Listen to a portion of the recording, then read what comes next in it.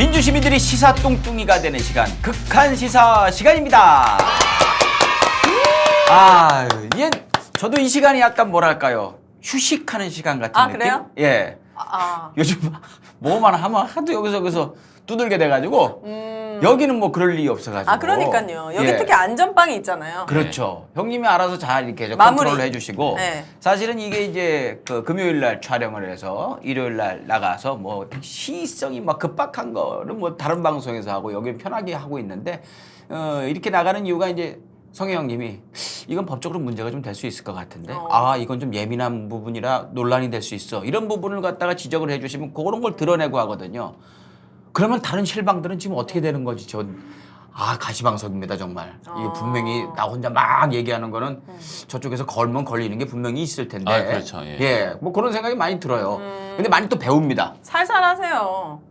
인생 길어요. 그지? 하루만 살 거 아니니까 목숨을 걸어. 구독자 떨어지는 소리가 들으면 조회수가 안 나오면 아니, 답답하니까 할 수밖에 없어. 아니 그럼 다치면 책임지실 거냐고. 아니잖아요. 살살 가야지. 그죠? 네. 나 너무 빨리 달려온 것 같죠? 지금 아직 100일이나 남았습니다. 그죠? 네. 지켜드려야지. 뭐 100일 뒤에 안 볼 사람도 아니고. 그만, 뭐 선생님이에요? 살살 하시라고요. 오윤혜 씨의 아주 그 마음을 담은 충고 잘 받아드리겠습니다. 하지만 오늘도 뭐 재미는 다 잡아야 되겠죠? 네. 여러분들이 궁금해하셨던 거, 이런 게 있었네? 라는 것들 극한 시사에서 알차게 알려드리겠습니다. 일주일 동안 별일은 없으셨죠? 네, 별일 네. 없으셨죠? 네, 형님도 별일 없으셨고. 허경영 씨가 여기 나왔더라고요. 네, 허경영 씨 나도 나왔습니다. 봤어. 근데 얼굴이 너무 허옇게 돼갖고 엄청 이렇게- 나보다 더 하얗신 것 같아요. 뭐 그분은. 여기 뭘 바르시긴 많이 바르셨어요. 그리고 얼굴이 바르셨더라고요. 되게 크시더라고 생각보다. 예. 어떻게 괜찮으셨어요? 끝나고 나서 거의 그만 갔나 봤어요. 하도 이렇게 내리치셔서. 그래가지고요. 그러니까 그러시더라고요. 그 저기 그 SBS 그 보도한 거 그거 말씀하실 때 좀 흥분을 많이 하시더라고요. 예. 네. 물론 양쪽에서 욕 바가지로 먹었죠. 그래요? 허경영 후보 지지하는 분들 와갖고 너 왜 깐죽대냐? 너 왜 표정이 왜 그래? 너 왜 자꾸 들이대? 막 이런 거였고 우리 저기 민주주의 시민들께서는 저분 왜 불렀냐? 이걸 욕을 먹었고 아무튼 우리 구독자분들은 그렇게 좀 이해를 해줬으면 좋겠다라는 생각을 합니다. 제 네. 판단이었습니다. 제가 안고 가겠습니다. 자, 첫 번째 이야기부터 들어가 보도록 할게요.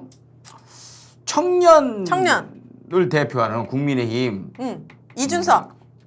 근데 그분이 아주 칭찬을 하면서 야심차게 영입했던 분이 있습니다. 그래요? 청년 몫으로, 청년 몫은 아니죠. 청년을 대변한다면서 뭐지? 야심차게 영입을 했다가 그것도 공동위원장으로, 선대위원장으로 진짜요? 그랬다가 본인이 자진 사퇴를 했습니다. 누굴까요? 김무성. 김무성 이분 좀 많이 되던데 아니에요? 언제요? 최근에? 아니 제가 제가 나가는 어디서 봤어요? 프로에서도 김무성 이분 약간 갑자기 퀴즈 문제 나왔었거든요. 전혀 다른가? 그분은 청년. 환갑도 넘으신 분인데. 젊은 사람이에요? 저분 한 70 가까이 되지 않았나요? 아, 그래요? 예. 청년. 물론 청년적인 생각을 갖고 있을 수는 있는데 아니에요. 예. 전혀 야, 모르겠네. 김무성은 진짜 김무성 씨 아니면은 진짜 모르겠어요. 김종필 이분은 나이 많으시잖아요. 그분은 돌아가셨어요. 돌아가셨습니다. 그래요? 네. 김종인 청년. 저분이면 전혀 모르겠어요. 예, 노재승 씨라고 있습니다. 처음 듣는데? 그렇다면 오늘 얘기가 더 알찰 수 있어요. 윤혜 씨 같이 모르는 분들이 있을 수 있습니다. 저희들도 이름이 좀 잘 안 외워졌어요. 노재승. 금방 갔다 금방 사라져가지고. 아니면 사실 그냥 평범한 일반인이었기 때문에 모르는 게 당연하죠. 일반인. 네. 자, 그렇다면 이분이 어떤 말로 떴냐면, 네. 뭘로 떴냐면, 떴어요. 일반인인데. 예, 서울 부산 재보궐선거 때 응. 그때 이제 이준석 대표가 온라인으로 재보궐선거가 뭐예요? 진짜 떨린다. 어려운 거 아니야? 어려운 거 아니라고요? 재보궐선거. 다시 하는 보궐선거. 그래. 근데 난 보궐선거가 뭔지 모르거든. 알아요? 보궐선거? 네. 누가 이제 빠지면 쉽게 얘기해서 누가 빠지면 대신 누굴 뽑아야 될 거 아니야. 궐이 비었다는 뜻이고 그래요? 보충한다, 채운다는 거거든요. 빈자리를 채우는 선거죠. 오, 좋은 소식 감사합니다. 지금 그러니까 서울 부산시장 선거, 재보궐선거 얘기한 거 누구 뽑은 선거인지 아세요? 제일 최근 선거. 오세훈 씨. 그렇지. 네. 또 박형준 씨. 네, 근데 부산은 왜 다시 뽑은 거예요? 거기에는 오거돈 시장이라는 네. 민주당 소속의 시장이 있었는데 네. 여직원을 자기 사무실로 불러다 성추행하다가 잘린 거예요? 여직원이 고발해서 자기가 사퇴했습니다. 그리고 지금 재판 받아서 재판을 받고 있는 중이에요. 그거 벌 받아야죠. 네, 벌 받아야 되고요. 네. 아무튼 그렇게 해서 그때 재보궐선거 때 근데 유세차에 올라가지고 이분이 노재승 씨가? 노재승 씨가 올라서 네. 아주 신랄하고 아주 그 대차게 연설을 해서 떴어요. 이슈가 됐구나. 예, 그래서 선거에 많이 도움이 됐죠. 그때 이제 그래서 다시 일반인으로 돌아갔는데 무슨 뭐 커피 업체 뭐 대표라고 네, 하나요? 그렇다고 예. 하시죠. 그렇다고 사업체 하더라고요. 운영하시는 분이에요. 근데 그분이 선대위원장이라는 건 자리가 훨씬 크잖아요. 네. 그러다 보니까 이제 검증도 되고 저번에 과거 경력, 이력 뭐 논란거리는 없나 이런 거 당연히 검증을 해봐야 되는 거죠. 네. 왜 대한민국 양대 축인 한 당의 선거대책 공동위원장 자리면은 그 정도 사람은 돼야 되는 거니까. 한 명 뽑는 거예요? 선거위원장은 한 명이에요? 아니야. 여러 굉장히 명이요? 마음대로. 또 많아요? 예. 아. 그게 이제 선거대책위원회라는 건 지난번에 설명드렸듯이 여러 사람이 모여서 하는 거잖아요. 네. 거기에 총괄 지금 국민의힘 같은 경우는 총괄 선대본부장이 누구? 김종인. 네, 그렇지. 김종인 있고 그 밑에 상임 선대위원장이 2명 있어요. 아, 복잡하다. 누군데? 이준석 대표하고 김병준이라는 교수님 두 분이 계시고 음. 그 밑에 여러 명의 공동 선대위원장들이 있는데 오케이. 여기에 이제 국회의원도 있고 뭐도 있고 한데 이제 여기에서 청년들 목소리를 대변하는 사람으로 이 사람 노재승 뽑힌 거죠. 씨? 예. 네. 네. 자, 노재승 씨가 네. 청년을 대변한다면서 선대위원장이 됐어요. 네. 이분이 누군지 모르니까 이분이 했던 말을 모를 수 있는데 이분은 몰라도 이 말은 알 수 있어요. 하도 뉴스에서 많이 얘기가 그래요? 나와가지고 이분이 했던 말들 5.18에 관련된 이야기를 했습니다. 이 말들을 듣고 본인의 판단을 그냥 편하게 말씀해 주시면 돼요. 네. 노재승 씨가 5.18에 대해서 어떻게 얘기를 했죠? 5.18에 대해서 우리가 꼭 5.18에 대해서 우리가 토론할 수 있는 거 아니냐. 5.18 유공자들이 누군지 명단을 공개해라. 뭐 이런 얘기들을 했었죠. 네. 왜요? 왜 공개하라고 한 거예요? 5.18이라는 게 어쨌거나 비극적인 사건 아니었습니까? 네네네. 이 당시에 많은 사람들이 죽거나 다쳤고 5.18은 광주에서 있었던 일이지만 광주 5.18을 알리기 위해서 전국에서 고생했던 사람들이 있어요. 네. 이 사람들도 그때 잡혀가고 징역도 살고 대표적인 인물이 김대중 대통령이죠. 이 당시에 김대중 내란 음모죄라고 해갖고 김대중이 내란을 일으키려고 그러니까 폭동을 일으키려고 음모를 꾸몄다 이런 사람들 전부 다 유공자가 된 거죠. 유공자는 나라 발전에 공이 있는 사람들 유공자로 삼아서 그분들에게 뭐 돈도 좀 드리고 여러 가지 혜택을 주고 하거든요. 네. 근데 이 5.18 때 별로 상관없는 사람들이 이 자리에 들어간 것 같다. 자기가 보기엔 선정위원회 선정되던 과정에서 뭔가 이렇게 저렇게 해서 이 사람 저 사람 끼워넣은 거 아니냐. 그러니 우리가 전부 다 명단을 한번 검증해 보겠다. 그러니까 명단을 깔아. 뭐 이런 요구를 한 거죠. 네. 그런 거죠. 근데 제가 생각할 때는 뭐 형님 먼저 유하게 얘기했지만 아직도 이제 폭동이라든지 5.18 간첩설을 믿고 있는 건 아닌가라는 생각이 드는 거죠. 그러면서 그거는 폭동으로 볼 수 있다라는 동영상을 자기가 게시를 하면서 사람들한테 이거 좀 문제가 있지 않나라고 얘기를 했던 거 그런 거죠.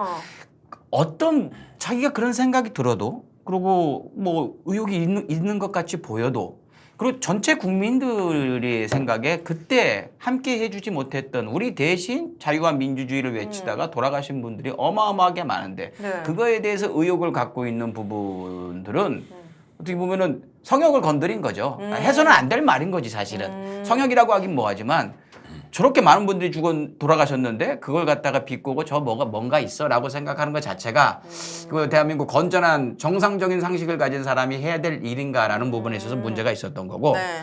더 큰 문제는 네. 김구 선생님에 대해서 김구요? 발언을 했어요. 독립운동가? 네. 응. 어떤 발언을 했습니까? 뭐라고 했을 것 같아요.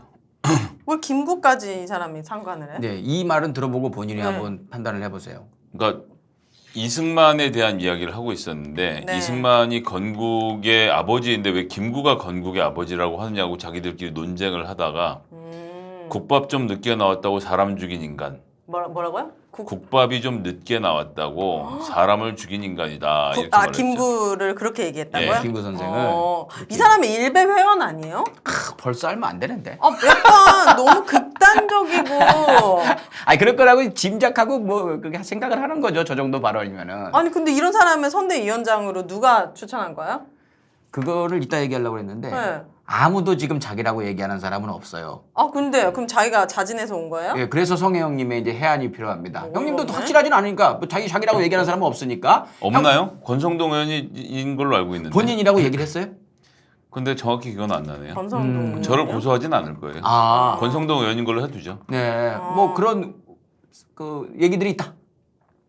그거보다는 좀 세게 해도 될 것 같아요. 더 세게 돼요? 권성동 의원의 추천인 것으로 보입니다. 네, 권성동 의원의 추천 그리고 들어오니까 저기 이준석 대표가 저 친구에게는 그 이상을 기대해도 좋다. 지난번 연설하는 거 봤죠? 그 이상을 기대해도 좋아요. 정말 그 이상을 기대해도 좋았어. 자, 뭐 하는 이 거야? 오세훈 시장 후보가 선거운동을 할 때 2030 유세단이라는 걸 만들었고 네. 20, 30대 그 주로 남성들이죠. 무대에 올라가서 현 정부의 문제에 대해 신랄하게 이야기를 했어요. 네. 근데 이걸 조직한 사람이 이준석 대표예요. 네. 노재승 씨를 픽업했다는 게 아니라 이렇게 합시다. 유세장에 그 아저씨들 넥타이하고 올라왔고 더 이상 이런 거 하지 말고 우리 젊은 청년들에게 말할 기회를 줍시다. 이런 제안을 했고 노재승 씨가 그때 이제 비니를 쓰고 나와서 비니? 예. 네.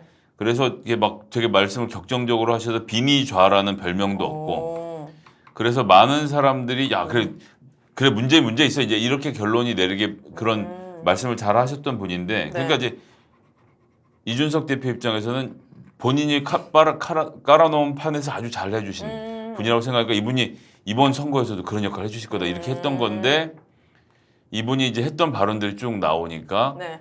무대 위에서 올라가 했던 발언 말고 이 SNS에서 했던 발언들이 이제 여기서 또 놀라운 건 SNS에 전체 공개로 다 쓴 글이라는 거죠. 그러니까 어떤 이런 것에 대한 확신이 있는 거죠. 나는 이렇게 생각해. 네. 김구 뭐 국밥 좀 늦게 넣었다고 사람 죽인 인간 아니야. 응?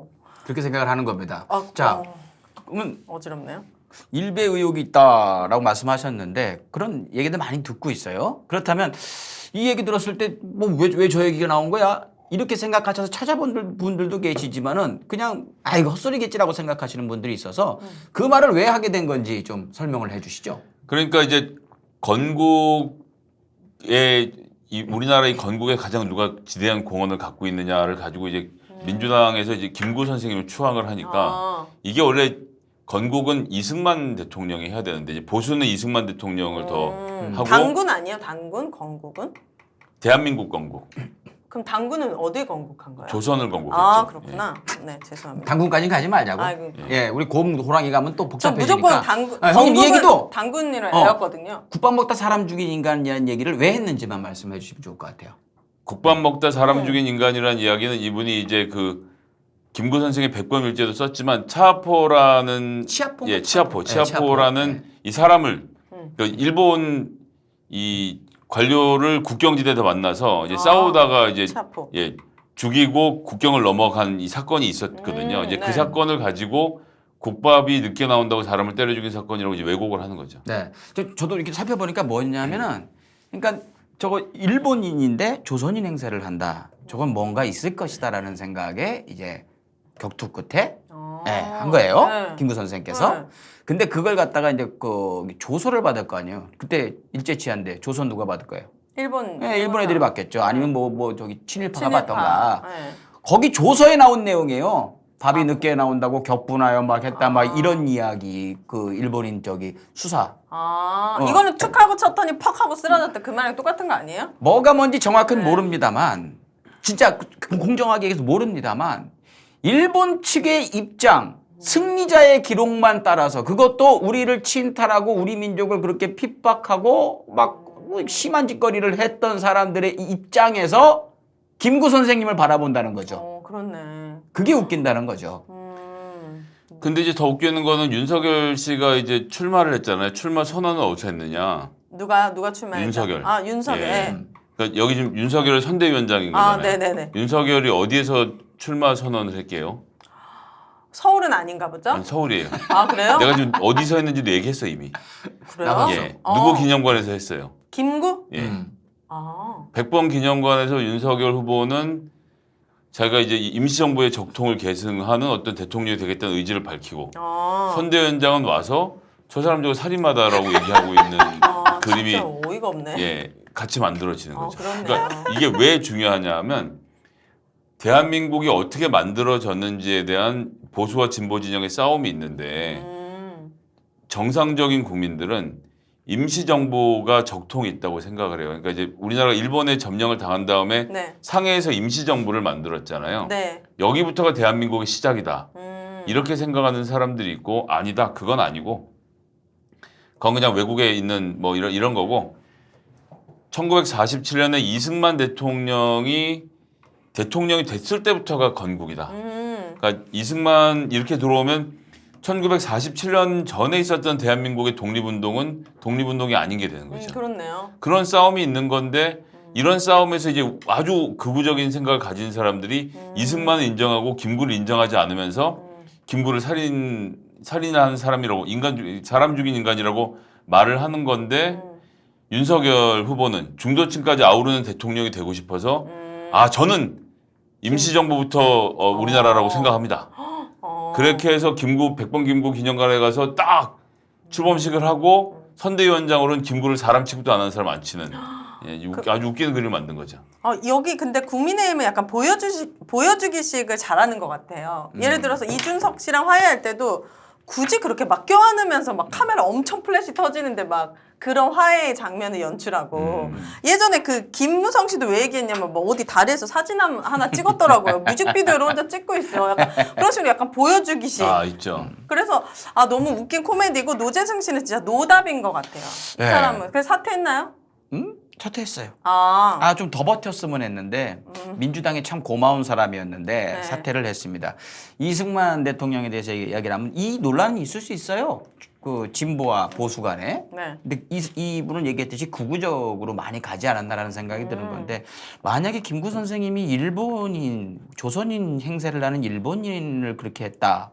그거 갖고 뭐라고 한다면 이승만 전 대통령은 얼마나 많은 학살 사건이 있었고 얼마나 많은 국민들이 이 책임지지 않은 대통령 때문에 목숨을 잃었고 그리고 북한 쳐들어왔을 때 그때 국민 여러분 걱정하지 마시죠. 막습니다. 해놓고 지 혼자 도망갔어. 혼자 도망가서 사람들 버리고 이런 걸 따지면 비교가 안 되는데 어떻게 일본인 하나 뭐 일본 그 목숨도 소중합니다만은 이게 비교가 안 되는 걸 갖고 저기서 주장을 하니까 참 슬픈 거죠. 저들의 주장들이. 그래서 극우라고 하면은 참 나쁜 사람들, 참 생각이 편협한 사람들이라는 손가락질을 받는 거죠. 네. 그리고 이분이 또 어떤 얘기를 했냐면 가난한 사람들은 치졸합니다. 네. 자기가 가난한 걸 내세웁니다. 그거 이용해 먹습니다. 이용해서 얻는 게 없는데 뭘 이용했다는 그러니까요.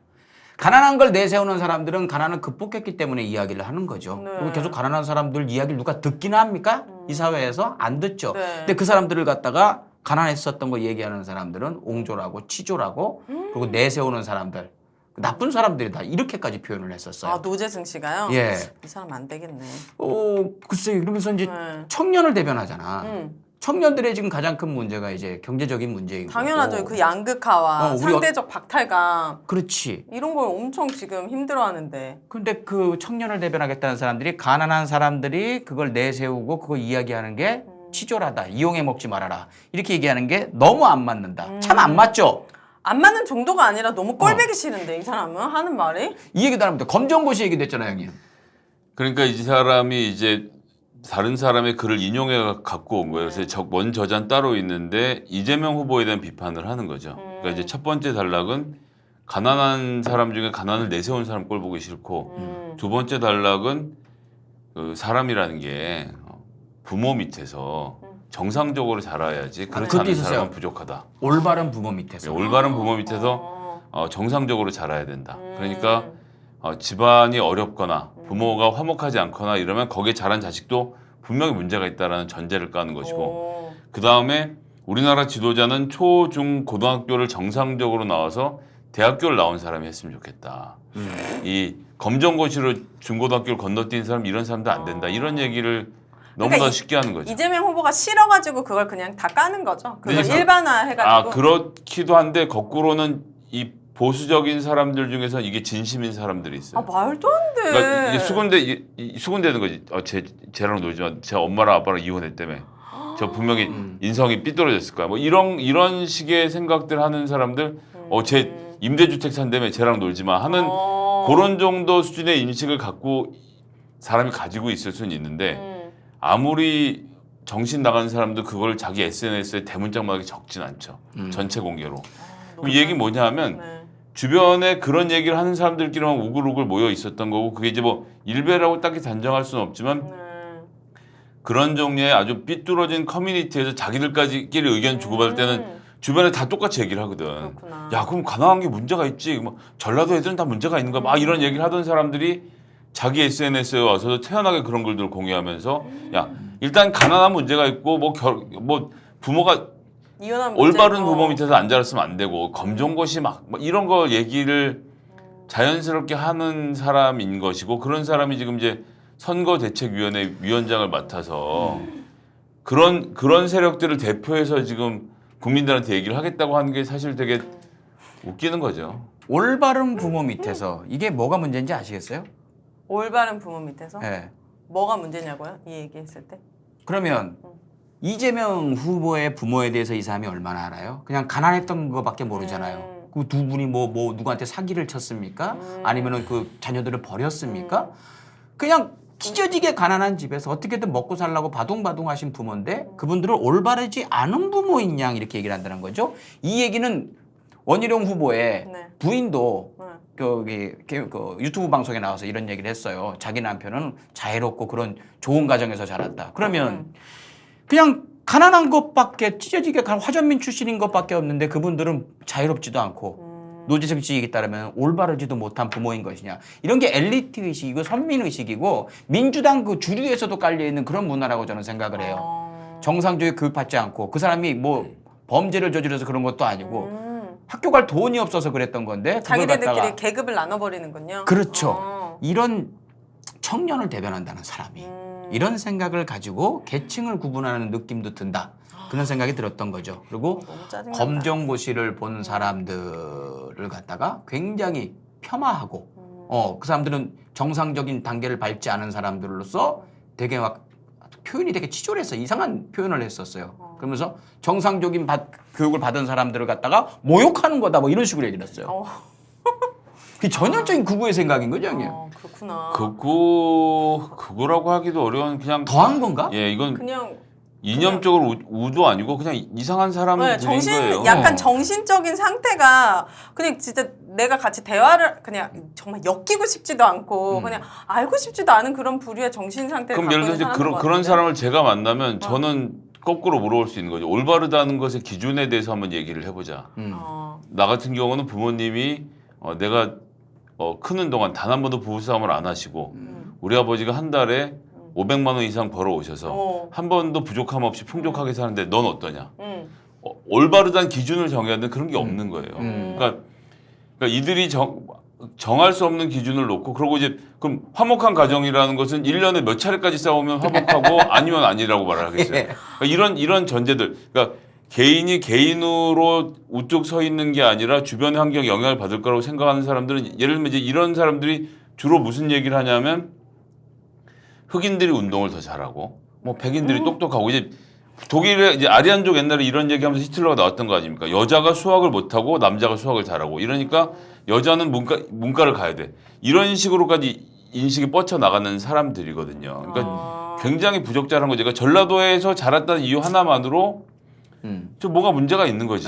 저는 이렇게 논리적으로 얘기 못할 것 같고요. 저는 그런 사람들 부류의 얘기를 한다면 그냥 본인들 친구들이랑 그런 대화 나누더라도 남한테 강요하지 마시고 부끄러운 줄 알고 살았으면 좋겠다. 본인이 얘기한 게 얼마나 무식하고 얼마나 좀 혐오적인 발언인지 그냥 자기네들 세상에서 그렇게 사는 거야 상관할 수 없지만 다른 사람들에게 그걸 강요하거나 그렇게 하는 거는 이제 본인도 알았을 거라고 생각하거든요. 사퇴를 했다는 거 얼마나 사람들이 좀 몰랐는데 그날 아침까지도 사퇴할 생각이 없었는데 그게 내쫓긴 건데. 뭘 알아? 네. 이 얘기를 먼저 하죠. 사퇴하면서 뭐라고 했냐면 네. 내 거친 문장으로 인해 상처받았을 분들께 사과드린다. 자, 뭐가 떠오르십니까? 뭐가 떠오르냐고? 어떤 느낌이 들어요? 되게 내 거친 문장으로 인해 영혼이 상처받은 없다. 분들. 그것도 있지만 네. 제가 잘못했습니다.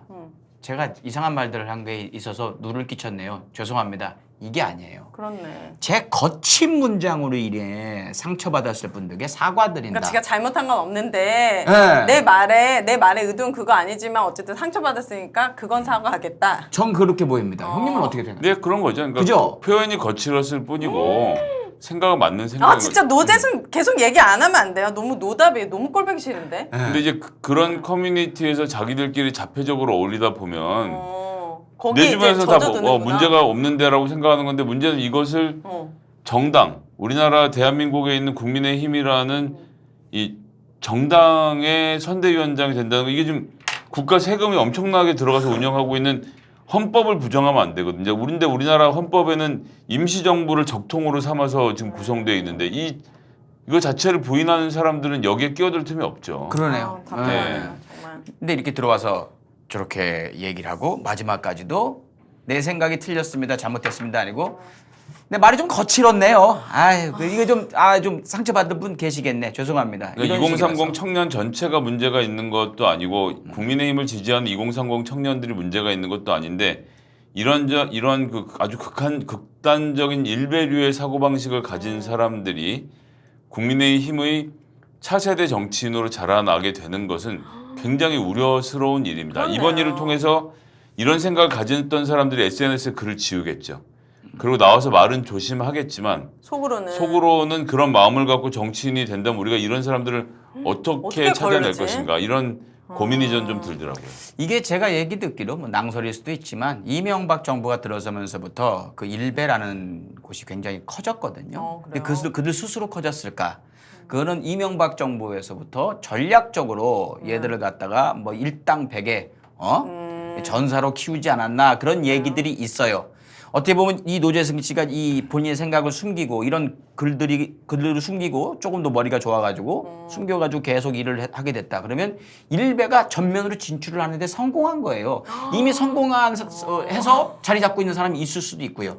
그러면서 자꾸 젊은 사람들의 생각을 저쪽 오른쪽 끝으로 자꾸 몰고 가고 정당한 보수가 아닌 그런 것들이 문제가 될 수 있는 거죠. 제 생각은 그렇습니다. 그리고 나머지 이분이 했던 말 한 세 가지만 쭉 얘기해 드릴게요. 전국민 재난지원금은 개밥이다라고 얘기를 해요. 개밥 주는 거다. 그러니까 하여튼간 뭐 이까짓 거 준다고 개밥 준다고 좋아들 한다 뭐 이런 식으로 표현을 했고. 개돼지들아 정신 차려라 뭐 이제. 진짜요? 그런 식이었고. 그리고 정규직을 폐지하는 거에 찬성한다. 정규직을 왜 하느냐? 청년을 대변하는데 정규직이 목표인 청년들이 굉장히 많을 텐데 정규직이 없어져야 된다. 이건 뭐 자유로운 고용을 이야기하면서 얘기한 거지만 참 대단한 생각이죠. 그리고 노동자 집회. 왜 총기 사용 안 하느냐? 이렇게 얘기를 했어요. 그러니까 제가 볼 때는 이분이 그만둔 게 참 민주당한테는 아쉽다. 그렇네요. 계속 더 계셔 주셨으면 참 편안하게 선거가 됐을 텐데. 어떻게 보면은 그 어떤 그 이슈보다 아주 큰 이슈를 몰고 다닐 사람이었는데 빠른 판단을 한 게 아쉽다라는 생각까지 들 정도로 대단한 분이 청년을 대변하는 선대위원장에 임명이 됐었다라는 말씀을 근데 이분이 이제 한 분이 아닐 거라는 게 가장 큰 문제예요. 그렇죠. 이 사람은 드러났을 뿐인 거예요. 거기 선대위에 얼마나 많은 분들이 있겠습니까? 그래요? 그렇죠? 마지막으로 형님, 윤석열 후보가 어떻게 대장이잖아요. 선대위에. 윤석열 후보의 반응은 뭡니까? 뭐 자기들 구글 열심히 해보고 있다고 좀 찾아본다고. 구글? 그러니까 노재승을 찾아본다고요? 구글링이 뭐예요? 검색, 서치하는 거. 예. 네. 그래서 노재승 씨가 한 말을 검색해보고 있다는 얘기를 사건이 발발하고 이틀 후에나 얘기를 하죠. 그래요? 네.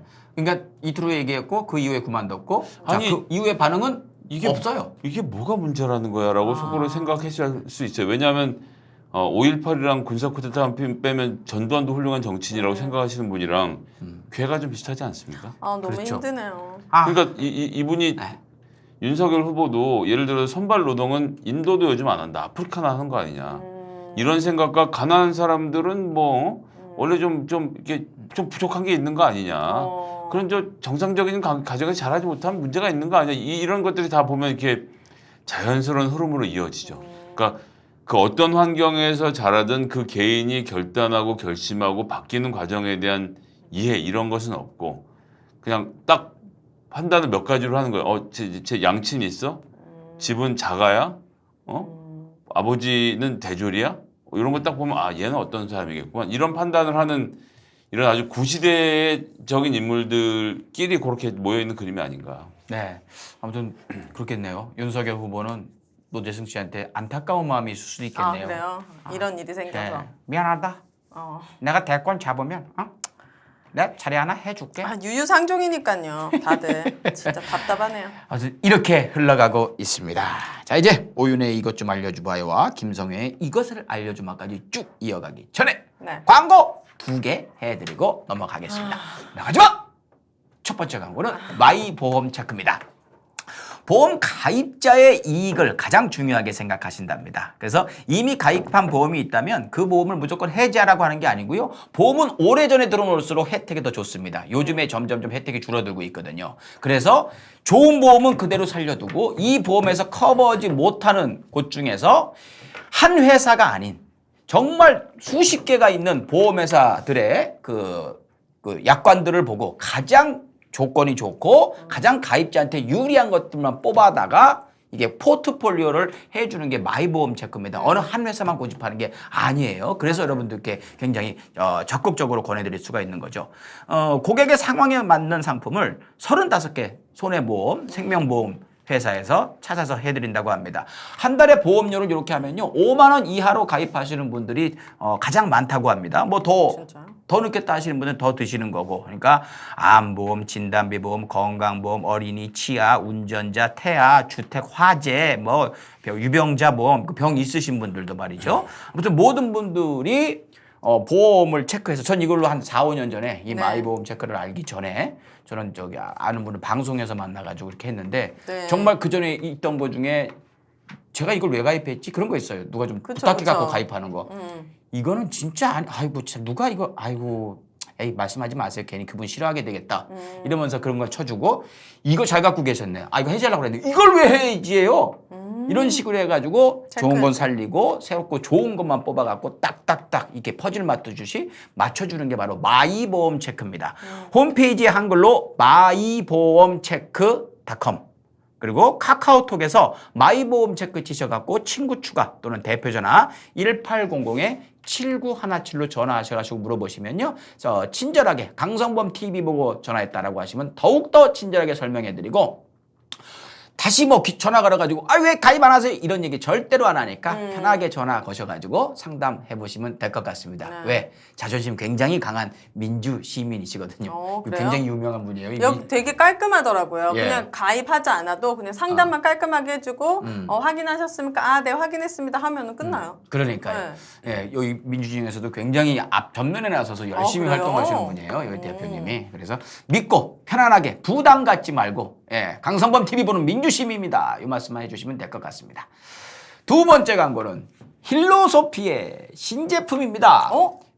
미네랄 스파 비건 올인원 워시와 로션 2종 세트를 소개해드리겠습니다. 여러분 아시겠지만 여기에 바디워시 진짜 고급스러운 고급 스파 갔을 때 쓰는 그런 재료 있잖아요. 그 냄새 있어요. 맡아보면 알아요. 아 이거. 그때 1시간에 막 10만 원짜리 했던 거 그거. 막 이 생각이 나는 그 냄새고 해외 여행 갔을 때 5성급에 묵으면 어메니티에서 느낄 수 있는 그 향이 납니다. 그리고 이 바디 로션 이거는 당연히 철벽 보습되고요. 향기도 당연히 고급스러운 스파 느낌이 나는 향입니다. 그리고 샴푸 이게 쿨링 샴푸예요. 아 샴푸가 나왔어요? 예. 난 겨울에도 쿨링 샴푸 좋아하거든요. 이 두피가 시원해지니까. 네. 쿨링 샴푸까지 이렇게 3종 세트가 나와 있습니다. 힐로소피 아실 겁니다. 여기는 친환경을 굉장히 강조합니다. 그래서 용기 하나까지도 친환경으로 만들어서 여러분께 제공을 하고요. 그리고 이 동물성 원료와 유해 성분 없이 생산이 되는 프랑스 이브 비건 인증 시설에서 생산이 됩니다. 그래서 에코펌프 말씀을 드렸죠. 그리고 분리수거할 때도 굉장히 편리하다는 사실 말씀을 드리고요. 스파를 다녀온 듯 하루의 피로를 녹여줄 샤워 제품 찾으시는 분들께 피부가 민감하고 철벽 보습이 꼭 필요하신 분들께 강력하게 추천한다고 합니다. 이벤트가 있습니다. 뭐요? 쇼핑몰에서 첫 구매할 때 그거 가입하시면 2,000원 추가 할인을 해드리고요. 3개 이상 구매하면 하나를 더 드리는 이벤트 꼭 말씀을 드릴게요. 또 하나 있습니다. 뭐요? 3+1으로 구매를 하시면 우리 형님이 그때 알려주셨던 오르가닉 오르가닉. 오르가닉 저기 유기농 이거 수건 너무 좋아요. 처음 뜯는데도 석유 냄새가 전혀 나지 않습니다. 아, 네. 우리 미국 살다 오신 형님이 오르거닉 네. 유기농이라고 알려주신 유기농 수건을 되게 뽀송뽀송합니다. 엄청 두툼하고 흡수도 잘 돼요. 선물로 드린다고 합니다. 자, 여러분 이렇게까지 이벤트가 되어 있으니까 검색창에 힐로소피 치셔가지고 자세히 살펴보시면 되고요. 네. 전화는 010-7411-0123으로 전화하시면 되겠습니다. 힐로소피였습니다. 광고 끝! 자, 오래 기다리셨습니다. 아, 괜찮습니다. 최대한 빨리 한다고 제일 했는데. 중요한 건 네, 아니요? 어쩌면 그렇죠. 네. 네, 두 분께 또 출연료도 드리고 아, 네. 우리 PD 저기 월급도 드리고 월급도 좀 드리고 이렇게 해야 방송국 되니까. TV가 또 유지되려면은. 그럼 모아서 또 카메라도 하나 더 사고 해야 되니까. 어. 뭐 여러분들 이해를 해주시라 보고. 예, 중요하죠. 제일 중요합니다. 맞습니다. 네. 왜 자꾸 그런 눈으로 쳐다봐요? 이 음흉해 보여. 아니에요. 네. 이건 얼마니를 사는데 쓰는가 싶어하고 말을 하는데 롤렉스를 뭐라 그랬다 지금 이름 생각이 안 나고. 놀랬어. 놀랬어. 아, 놀랬어. 이건 팔에 감어구나. 예. 팔에 그런 감아도 있고. 그런 생각을 하고 있었어요. 아, 그랬군요. 예. 짝퉁이란 얘기는 아니잖아요. 예. 네네. 알겠습니다.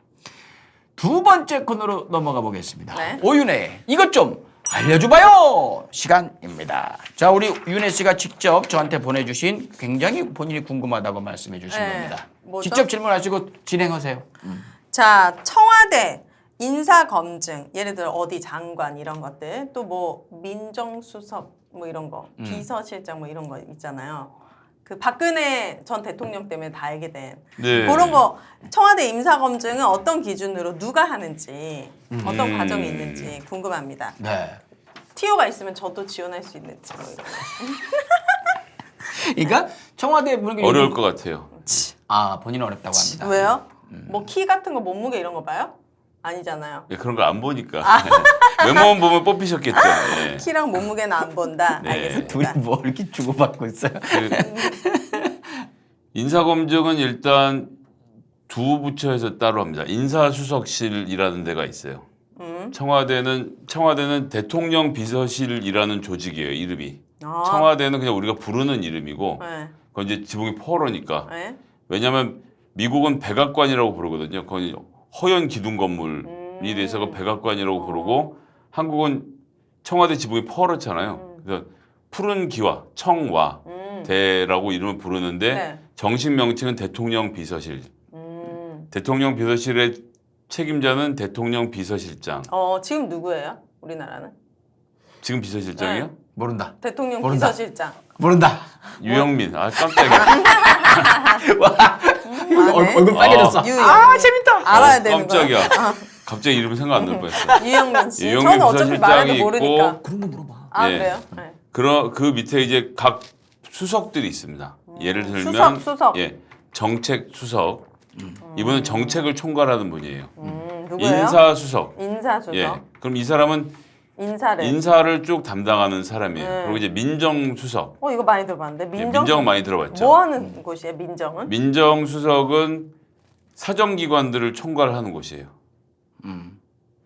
어려워. 사정기관들? 예. 뭘 사정기관이 어디가 있겠어요? 사정기관. 무슨 사정이에요? 야한 생각하지 말고. 아니 그러니까 무슨 뜻이에요? 사정기관이 사적인 정보기관? 0.8초 정도 얼어붙어 있었어요 조금 전에. 예. 사적인 정보가 아니고요. 네. 그냥 말 그대로 그 사정을 한다는 것은 이 네, 사정한다는 것은 뭐죠? 예, 그 좋은 거? 죄를 졌는지 안 졌는지를 아, 네. 죄를. 들어가서 살펴보는 곳이라 경찰, 검찰, 국정원 등 우리나라에서 수사를 할 수 있는 기관들을 다 민정수석실에서 총괄적으로 컨트롤을 합니다. 아, 죄에 관련된 거? 네. 네. 그러고 대통령의 친인척 문제도 민정수석실에서 담당을 하고요. 오. 그리고 여기에 공직기관 비서관이라는 게 있습니다. 수석 밑에 기강 비서관이 있는데 이 공직기강 비서관이 모든 사람들이 비서관? 범죄를 저질렀는지 여부를 살펴보는 사람이에요. 그 중에 공직? 예전에 공직기강 비서관 했던 분 중에 지금 정치하시는 분 있는데 열린민주당에서. 저한테 물어보시는 거예요? 열린민주당. 공직기관 비서관 모르지 당연히. 왜 열린민주당에 저 말고 아는 사람 아무도 없어요? 아, 최강욱 씨. 그렇죠. 그분이 공직기강 비서관을 했어요. 아. 그럼 이제 뭘 하는 사람이냐? 강성범이 장관을 하려고 그런다 하면 처음에 어떻게 하느냐? 인사수석실에서 네. 누구를 장관을 시킬지를 사람들 쭉 할 거 아니에요. 네.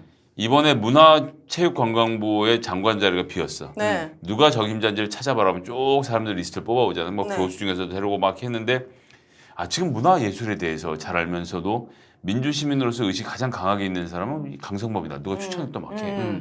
잠깐만요. 뭐 전화를 누가 걸고 있는데? 그러니까. 뭐 잘못 눌렸어. 아닌데 위층에서 들리는 거 아니야?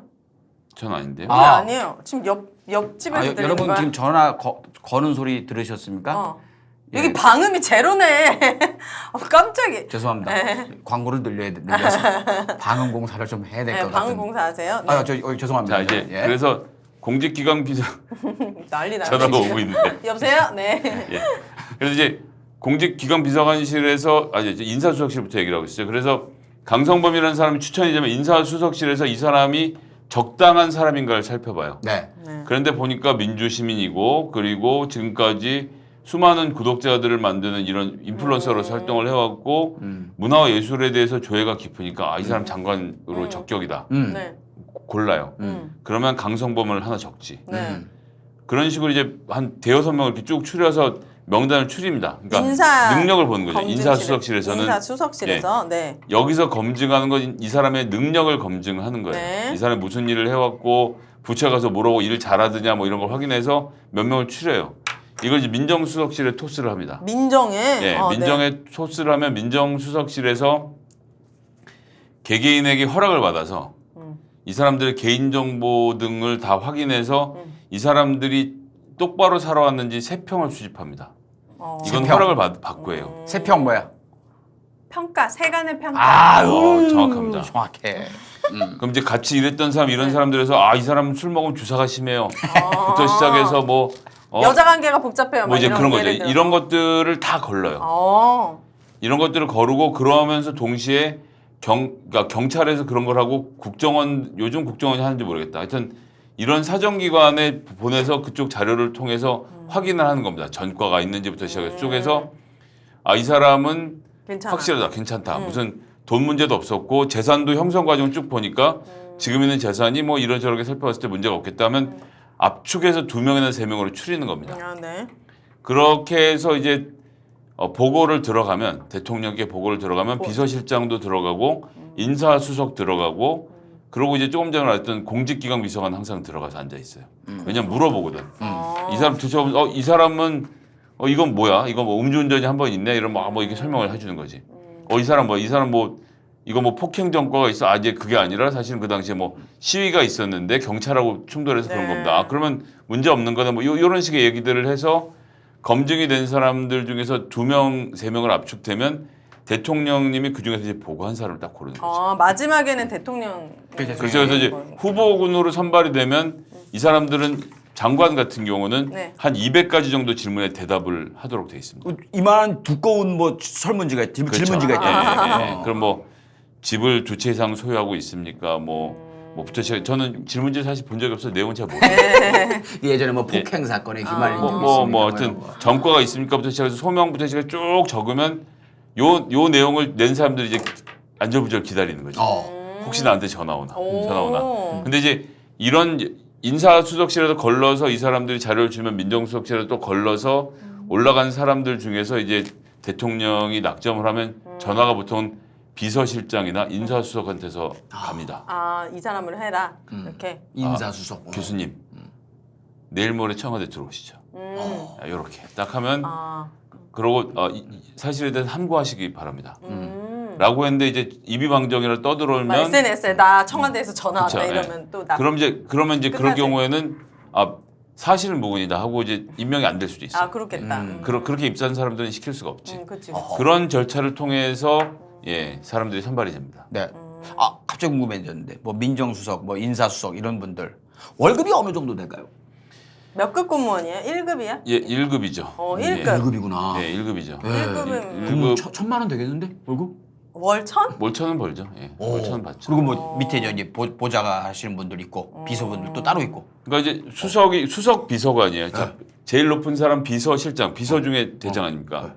그 밑에가 수석 비서관이 있는 거고 비서들 중에 관이 붙어 있는데 수석인 거고 비서관 밑에 수석 비서관 밑에 뭐가 있겠어요? 행정관. 그냥 비서관이 있지. 아 그렇죠. 그러니까 민정비서관, 공직기강 비서관 이런 비서관들이 있고 비서관 밑에 비서관의 딱 그 바로 밑에 붙어 있는 게 선임 행정관. 아 어려워. 선임 행정관 밑에 네. 그냥 행정관들. 행정관. 그리고 그 밑에 행정요원들. 이렇게 구성이 돼 있습니다. 이 사람들은 연임이 그 정권이 바뀌면 교체되는 아니면 쭉 가요?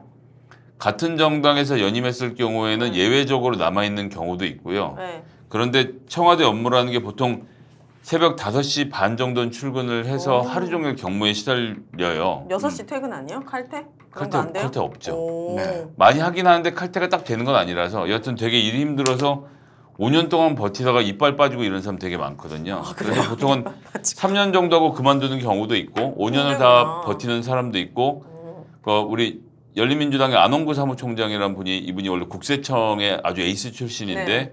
이런 분 같은 경우는 김대중 정부에 들어서 노무현 정부까지 7년 넘게 청와대에 계셨던 분도 계시죠. 그리고 거기서 뭐 예외적인 경우예요. 뭐 중요한 자리는 모르겠지만은 거기서 뭐 대통령 여야가 바뀌어도 계속 계시는 분들도 계시고 그죠?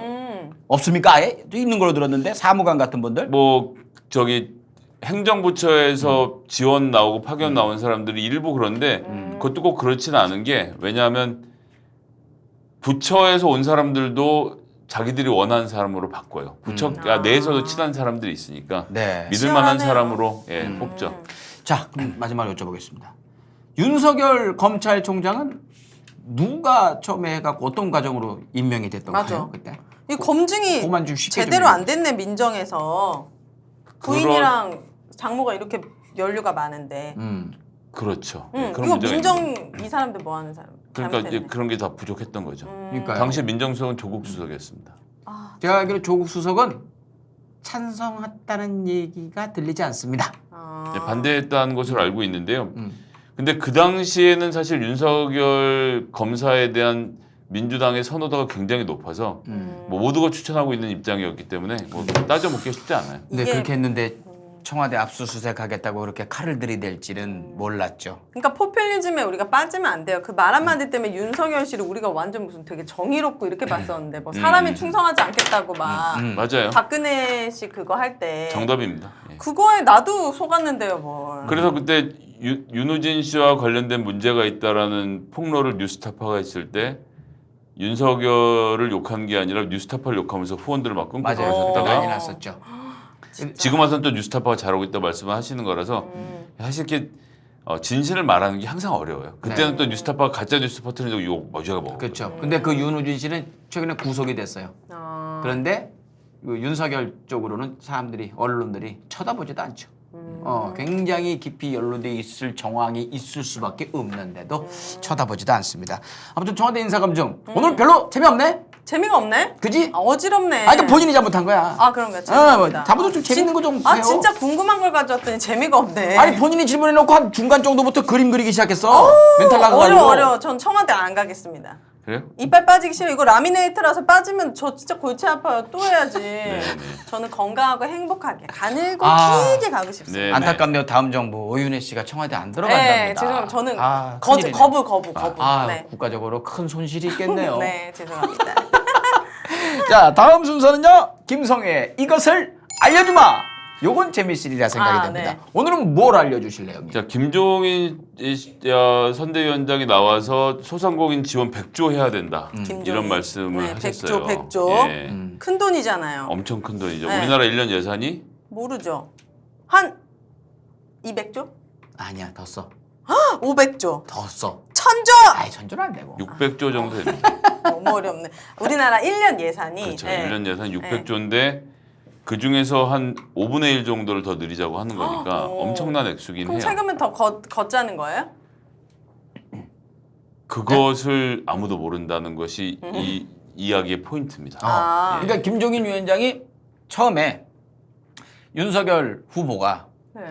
소상공인들 이게 이 코로나 시국에서 피해받은 분들께 지원금을 50조를 주겠다라고 했어요. 그러니까 이재명 후보가 좋네.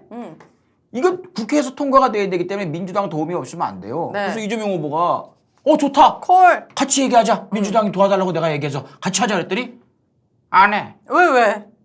왜 저기 뭐 이쪽으로 공이 넘어갈까 봐. 아, 그래. 아, 뭐야? 또는 철학이 없는데 질렀을 수도 있어요. 아 진짜요? 왜냐하면 지금 돈 경쟁하는 그런 게 있으니까. 아니 그건 제가 보기엔 그 당시에 김종인 씨로부터 코치를 받았을 거예요. 그때는 선대위 들어오지 않은 상태였지만 네. 이렇게 좀 소상공인을 크게 살리는 방법을 만들어야 된다라고 해서 아마 질렀을 거예요. 그 질러놓고 하자니까 이 속 들어가서 도망갔어요 또. 뭐야. 그러다가 네. 엊그저께 김종인 위원장이 100조로 하자고? 100조 정도는 해야 된다. 라고 얘기를 했어요. 그랬더니 이재명 후보가 뭐라고 그랬게요? 그러면 그 100조 어떻게 만들 거냐 물어봤을 것 같은데? 아니야. 아 하자. 하자. 콜. 그랬더니 김종인 위원장이 어떻게 뭐라고 했을까? 아 또 싫대? 어. 아 뭐야? 이거 우리 아들이랑 똑같아. 4살짜리 우리 아들이랑. 아 제일 짜증 나거든. 도대체 원하는 게 뭐야? 그런 상황이에요. 그러니까 아 그래요? 그래서 형이 그런 거예요. 그렇다면 알겠다. 그럼 어. 애초에 100조는 얘기하셨으니까 100조는 어떻게 마련을 하려고 그러시는가? 라는 걸 오늘 얘기를 해주신다는 근데 거예요. 이제 차기 정부가 구성되면 하겠다 이런 거예요. 그러니까 내년 5월 이후에 하겠다. 아 소상공인들은 지금 괴로워하고 지금 있는데. 어떻게 버텨? 하루도 버티기 예, 힘든데요. 그럼 100조를 어떻게 만들 거냐? 만들 방법이 없죠. 현재로서는. 그러니까 600조에서 원래 쓰는 예산에서 쥐어짜서 한 50조 정도를 만들고 50조는 빌릴 수도 있다라고 하는 거예요. 어디서? 다른 나라. 국가 채무로 국가가 채권? 지난번에 했던 채권을 채권. 발행해서 그 채권들 국민들이 사고 뭐 그럴 수도 있다고 생각해요. 우리나라보다 경제 규모가 한 3배 정도 되는 독일 같은 경우에는 올해 안에 260조를 빌렸어요. 국가 채무를 발생시켰어요. 260조. 예. 네. 지원하느라고 국민들. 네, 국민들 지원하느라고 했으니까 우리나라도 100조를 뭐 한다면 한다는 액수인데 네. 근데 사실 100조가 쉽진 않죠. 근데 문제는 뭐냐면 이재명 후보가 10조를 재난지원금을 나눠주자고 했을 때 언론들이 어땠습니까? 난리나 막 국가 비늘어낸다. 거덜난다고 난리가 났었는데 그런데 이 10조 중에서 국채 발행은 2조 규모였거든요. 아 그래요? 근데 이게 지금 50조 이상을 국채를 발행을 해야 되는데 이러면 재정 건전성이 확 악화가 되거든요. 그런데 김종인 선대위원장이 100조 얘기를 꺼낸 다음에 네. 재정 거덜난다라고 이야기하는 사람 아직 그냥 못 봤어요. 아 언론이 왜 그러는 거예요, 진짜? 언론이 그 100조는 괜찮대. 이재명이 100조 얘기했으면 아마 비현실적인 초현실적인 인간이라고 얼마나 욕을 했겠어요. 두드려 맞았겠죠. 예, 그러니까 이게 이럴 만큼 지금 어려운 상태인데 그러면 100조를 무슨 돈으로 준다는 거냐? 나도 모르고 아 우선 김종인도 모르고 윤석열도 모른다. 이것이 오늘의 정답입니다. 네. 그랬다는 거예요. 지금 그냥 애들 장난하는 것도 아니고. 되게 웃기죠? 자기들이 주장을 해서 알았다 받겠다라고 하니까 싫다고 하고 있어요. 그런데 언론들은 그냥 아무렇지도 않게 거기에 관심을 안 가져요. 정책이라는 게 100조를 왔다 갔다 하는 거면 나라가 휘청거릴 지경인 건데 그걸 그냥 그 중요한 위치에 있는 사람들이 아무렇지도 않게 대책도 없이 자기들이 뭐 짜보지도 않고 그냥 던져버린다? 그걸로 표를 얻어갖고 나중에 나 몰라라 한다? 이거는 그런 큰 자리에 위치해 있을 사람이 취할 행동은 아니죠. 언행이 아닌 거죠. 그래서 저 사람들 참 개판 나겠다라는 게 그런 거예요. 김종인 위원장은 말할 수 논의 안 하겠다고 하고 어제 윤석열 후보한테 물어보니까 추경 논의하자고 하고 자기들끼리도 손발이 안 맞고 있는 상태인데 준비가 안 되는데 너무 급하게 말을 하고 있는 게 아닌가 싶어서 셋이 모임 뭘 좀 할 줄 알았는데 각자 다른 얘기 맨날 하고 있으니까 잘 안 될 것 같아요. 그러니까 김정인 위원장 들어오고 막 포옹했잖아 술집에서. 네. 그랬는데 갈등은 해결된 게 없거든요. 그러니까 지금도 만약에 김종인 위원장이 지금 앉으면 면박당한 거예요. 바보 된 거야. 이게다가 그러네요. 이재명 후보 한다니까 이래버렸단 말이야. 네. 그러면 당에서 도와줘야 되는데 네. 그래서 안 도와주고 추경 논의해보자. 당에서 50조 얘기했는데 조범 차장은 왜 100조 얘기한 거야? 뭐 이런 분위기인 거야. 맞아요. 팀워크 하나는 끝내주네요. 그래서 저는 그렇게 됐을 때 앞으로 계속 싸우겠다. 이게 쌓이거든. 내가 볼 때 김종인 아저씨 거기서 안 도와줘서 지금 또 전화기 끕니다. 조만간. 난 또 개판 날 것 같아. 아니, 개판 뭐 싸울 것 해야죠. 같아. 예. 네. 답답하네요. 슬슬 정립되고 있다. 여기까지 김성애 이것을 알려주마였습니다. 이제 끝나기 전에 네. 뭐 에피타이저. 어. 에피타이저인가 뭐야? 후식. 네. 후식이 뭐야? 에피타이저. 디저트. 디저트. 에피타이저 먹기 전에. 디저트로. 네. 간단하게 시사 상식 단어. 아니면 오. 에필로그를 말씀하시려고 그랬을 수도 있고. 에필로그. 그렇죠. 저는 그게 예. 해보세요. 제가 얼마 뭐든. 디저트를 얘기했겠습니까? 그러니까. 에필로그로. 에필로그로. 예, 간단하게 좀 씹고 끝내죠. 네. 점입 가경.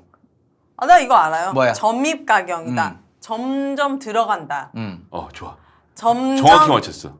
그런 예. 느낌 아니에요? 점점 들어간다. 자, 그렇게만 다들 알고 있어요. 네. 뭔 의미인지 가경도 알고 맞춰야지 있어. 가경도. 전입이 그 뜻이에요? 점입. 점입이 점점 들어간다야. 점? 가경을 얘기해봐. 전입이야? 전입 신고할 때? 전입은 저기 이사가는 점입 가경. 점입. 예, 그렇죠. 점점 들어간다. 예. 입구로 들어간다. 가경. 음. 전입 점점 들어간다. 어디로 들어가느냐? 예. 가관이다. 가관이다. 그러니까 점점 개판이 되어간다 뭐 이런 얘기야? 아니 그런 의미는 아니었던 것 같아. 전입 가경이다. 뭔가 막 긴장감이 넘치고. 그거 같은데. 어디서 긴장감이 넘치는 거야? 가가 아름다울 가짜. 그렇지? 해봐봐요. 네. 저 가경 뭐야?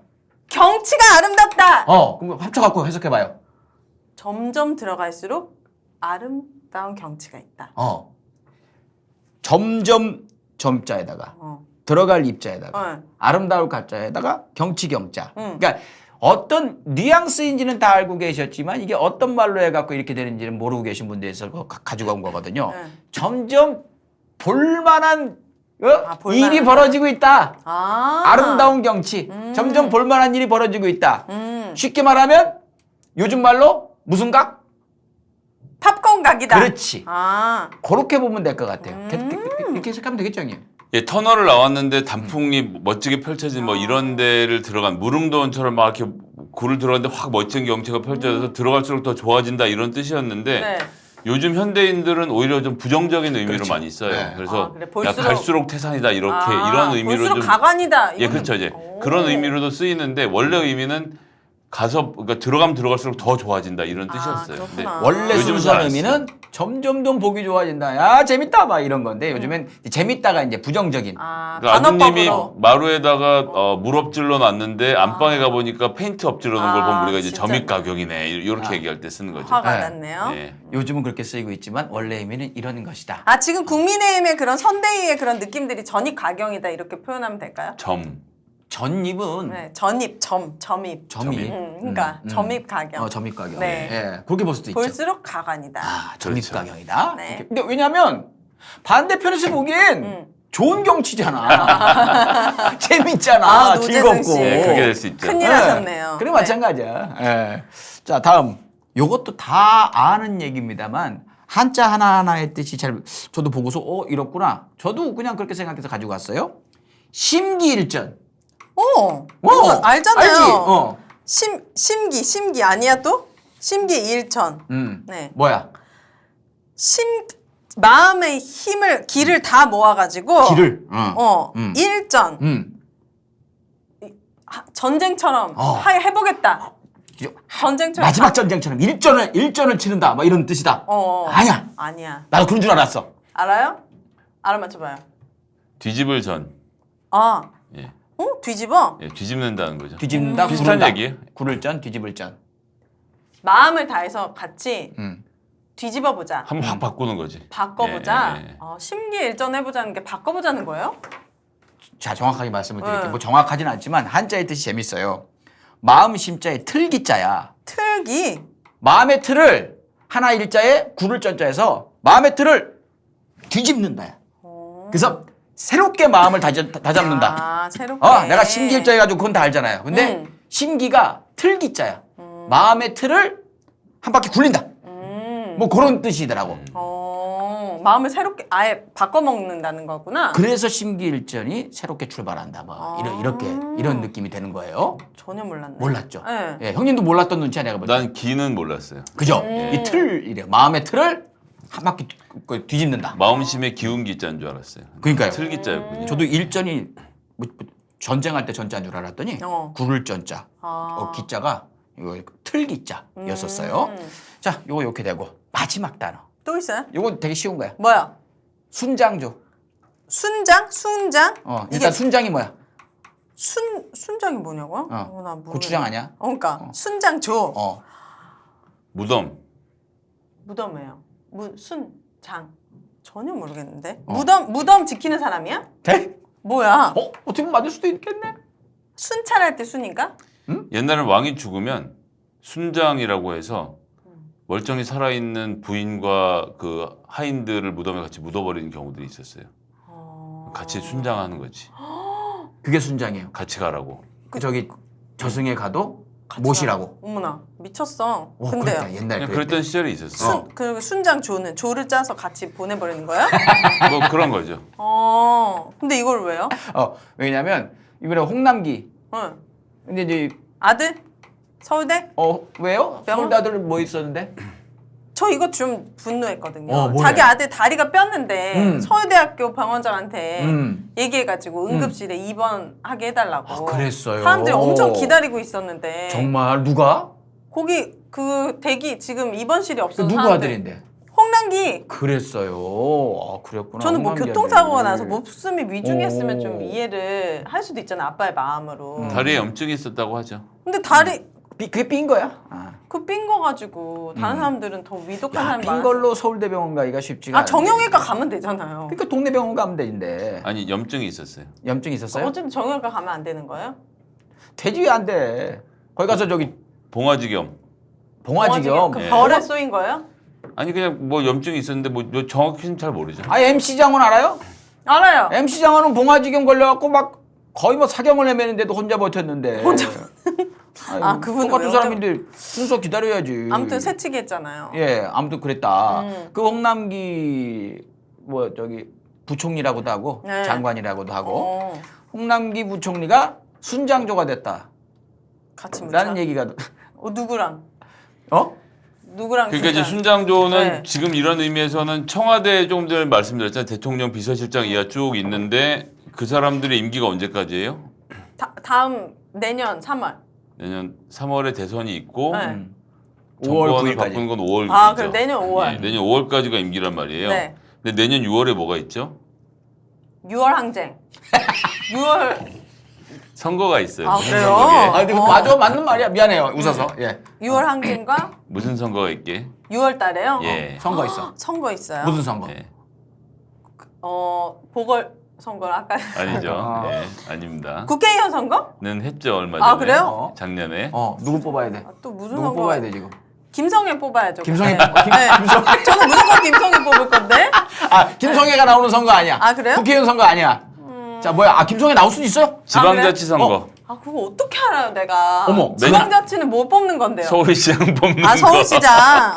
시장, 군수, 구청장 뭐 이런 거 다 뽑는 거예요. 아, 네. 근데 이제 큰 청와대에 선거요. 있는 사람들 네. 중에서 그런 선거에 출마하고 싶은 사람이 있는데 네. 이러려면은 그 공직을 선거일로부터 90일 전에 그만둬야 되거든요. 아, 그런데 순장조가 되면 음. 대통령의 임기 끝날 때까지 청와대 같이 있어야 되는 거예요. 그러니까 출마를 못 해. 이 사람 출마하려고 했었대요? 근데 홍남기 부총리는 총리잖아요. 부총리잖아요. 네네네. 이 사람은 내심 꿈이 응.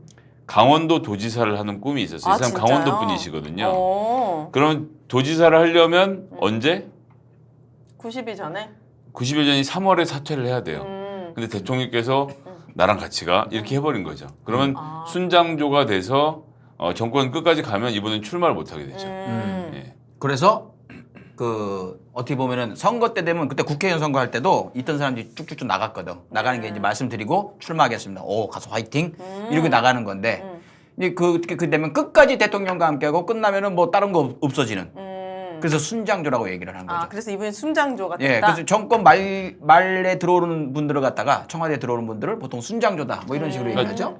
정권의 끝까지 계시는 분들을 순장조라고 불러요. 그 전에 보통 뭐 다른 일 하러 말을 나가기도 하고 그러는데 끝까지 함께하는 조들을 순장조라고 부르고 굉장히 충직한 직원들인데 뭐 이분들이 그렇다고 해서 끝나고 나서 어떻게 잘못되는 건 아닌데 그냥 그 끝까지 임기를 함께하는 거죠. 묻는 건 아니고. 네. 그냥 근데 끝까지 왜 함께한다. 그러냐 하면 뭐 요 이런 얘기까지 할 필요 있나?